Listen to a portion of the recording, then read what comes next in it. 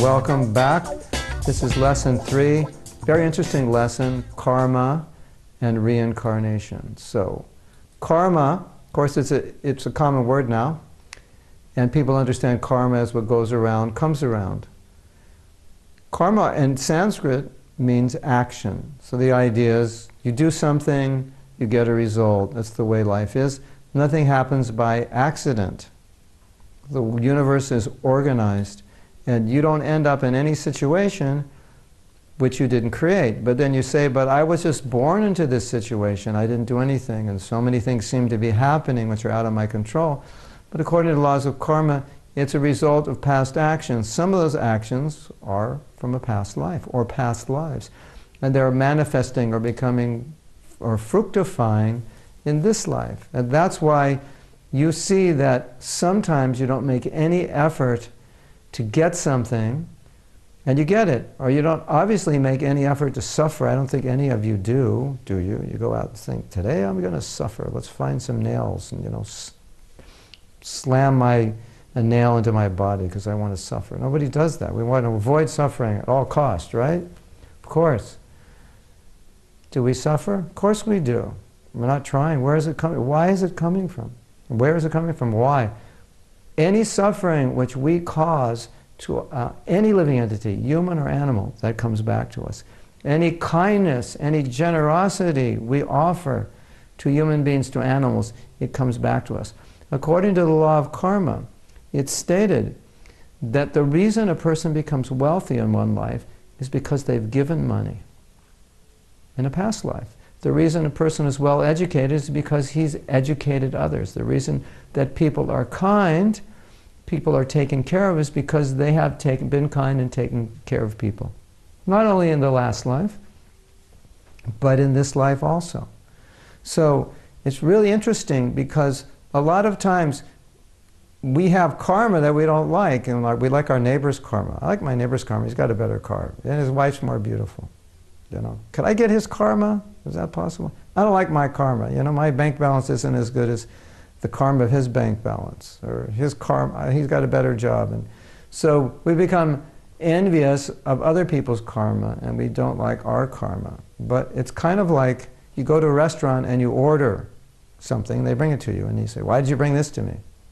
So karma is just a reaction to what we're doing. So if you don't like your karma, change your actions. So in sacred texts like Bhagavad Gita, it shows us actions which are uplifting, which will actually bring us to a point we don't have any karma, which is an interesting idea, as most people don't understand. I think everything has karma, it's either good or bad, but there's a spiritual position where you don't have any karma. Just like, for example, in Buddhism, the idea is in Buddhism, if you become perfect, you become enlightened, then you'll never come back to this world, you'll never reincarnate, you'll never take another body. Unless you're a bodhisattva and you want to come back to help people. So why aren't you coming back? Because you've finished karma, there's nothing to come back for. But as long as you have karma, which means you've done something which is material, and it creates a material reaction, then you have to take another physical body to get to reap the results of the karma. Even if it's good, you reap the results. Just like if you don't pay a traffic ticket and you go to renew your license, what do? Or renew your car, your vehicle? At least in America, they look up on the record and say you didn't pay the ticket, and we won't give you the registration, renew the registration if you don't pay your ticket. So karma is a little bit like that. It's something you have to pay for. And you pay for it with a physical body. So spiritual life means you come to a point where all your activities are spiritualized and there's no karma for them, and those activities also eliminate karma. And so you don't have to come back here. Now, this is where it gets interesting. Well, it's interesting in many ways. What about animals? How do you become an animal? Well, just think like one and act like one, and guess what? You'll get an animal body. And people think, no, I thought reincarnation just means you take a human form. Well, someone has to take an animal, right? You think, no, is it just, people are thinking, no, the dogs become dogs, become dogs, become dogs, and then they die and they go into dog heaven and they become a dog in heaven. It's not like that. Then the cows become cows, and you got lucky, you became a human, and the dog and the cat is, there's just going to be dogs and cats, and they're going to reincarnate as dogs and cats. No, it doesn't work that way. The way it works is Reincarnation is based on your consciousness, how you think and how you act. So let's say you think like a dog, and as you know, some people do, no offense to those people, but some people do think like dogs, and some people act like dogs, and some of you ladies were married to those guys at one point in your life, right? Which is why you left them, because they were like dogs. So, if you have a dog mentality, if you act like one, why do you need a human body? It doesn't suit you. You get a dog body. That's how it works. If you want to fly in the sky, this body's not good for flying. You have to get in a machine to fly. Why don't you just get a bird body? You want to live in the ocean, why don't you get a fish body? You put on your wetsuit, you put on your tank. That's too much trouble. That's a botheration. Just get a fish body. You don't need all that. So every species of life is actually a manifestation of consciousness.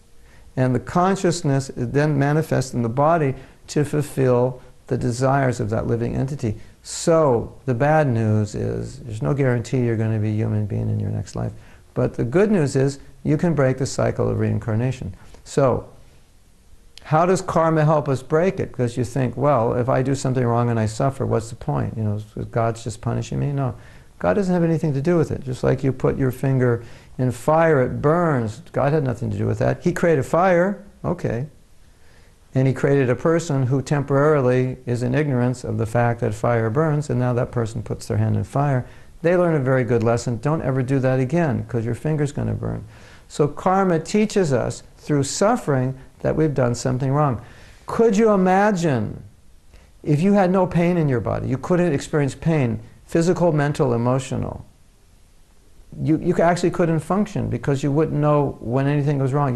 Your hand's in fire, your finger's burning and you don't see it and you don't feel any pain, and then you look at your hand and your finger's gone. It's a good thing you can feel pain, right? Isn't it?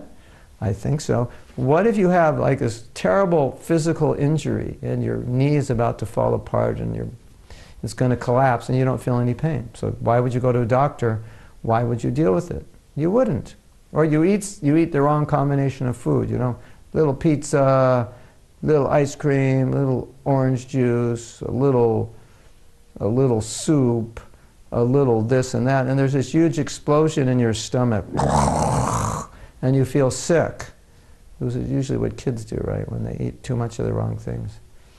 And they go, I feel sick, and you say, why? And they say, I don't know. They ate like 25 different things that would kill an adult, and they have no idea why they're sick.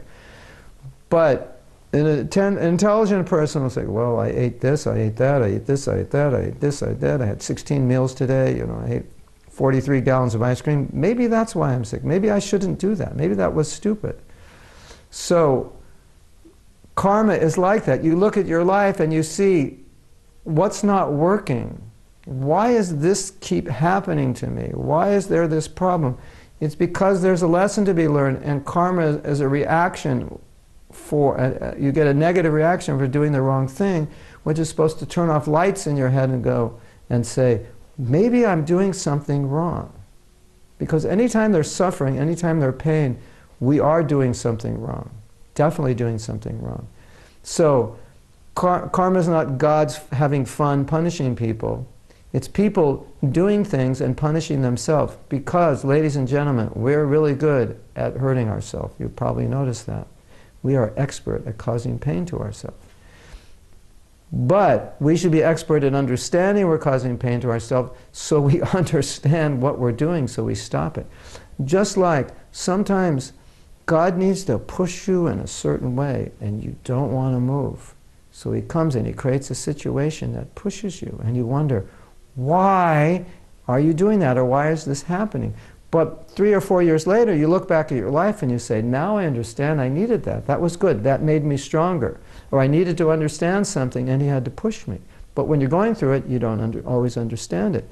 It's all, karma all comes as lessons to us. So one way of looking at karma is say it's God's language. It's how he talks to people. Through difficulty, people learn lessons.